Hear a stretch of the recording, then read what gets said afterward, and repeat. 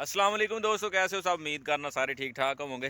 तो अज पिंड आया मैं इत्थे ते यह चैक कर सकते हो मेरे पिछे जड़ा ना सारा गन्ने की फसल है, कमाद जिन्हों कहते हैं। तो इत्थे आए हैं गन्ने चुपण वास्ते। टाइम हुण मिलिया सानू ते नाल मेरा कज़न है जिन्हें गन्ने लाए ने। तो ये 5 किले ते गन्ने ने लाए ने। तो हुण जड़ा ना शाम टाइम ए वेखो माशाअल्लाह जड़ा ना सूरज गरूब होने दे करीब है। तो असीं हुण हो के आए वेले। तो यह भाइयों का हफ साहब गन्ने चूप लो, शहरों कितों गन्ने होंदे ने।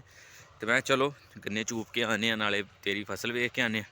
ये 5 किलियां दा जड़ा ना फसल है, 5 किले ने गन्ने लाए ने। तो वह नाल कपाह है, वह भी जड़ियां बीबियां किवें चुनदियां ने जड़ा तुहानूं विखावांगे अगली जड़ा नैक्सट वीडियो दे विच। ते फिलहाल तो आए हैं असीं गन्ने शन्ने चूपण। ओ यार तोड़ लागा कि हुण मैनूं पूरा पिंड विखाएगा। वो आंदे ने ना कि कमाद च वड़ जाओ तो गन्ना पसंद नहीं आता। तो यही गल हुई पई, इनू कोई गन्ना पसंद नहीं आता पिया। कदी इनू लै जांदा, कदी इनू, कदी इधर लै जांदा, कदी उधर। ओ भाजी विखा हाँ केड़ा अच्छा गन्ना है।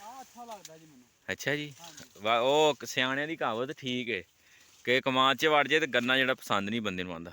ते अज्ज जेह्ड़ी ना पूरी हो गई मेरी। ओए होए होए, तोड़ ला गन्ना। तो भी बड़ा कमाल सी। आ चेक कर, ए वेखो बादशाह। ओए इन्ने नहीं चूपने, एक अद्धा लै आ बस। उन्हें आखना तुसी इत्थे फौतकी ते आए हो तो तू गन्ने पे चूपने। इत्थे हफ साहब कोई ख्याल कर लो, तुसी इत्थे भोगदे बहु तो तुसी अपना गन्ने पे चूपदे फसलां जाके। ते यह जेह्ड़ा ना कज़न है मेरा, ते एह् सारा कम्म जना आ ही करदा बस। और लिया होए हाय हाय भाजी, एड्डा गन्ना मेरे नाल वड्डा गन्ना है वेखो। ते तू लिया गन्ना, तू विखा इधर आ। तू आपदा गन्ना विखा केड़ा लिया। इन्हें आवे छोटा जिहा लिया ते मैनू उन्हें शहरी समझ के ना मेरे तो वड्डा गन्ना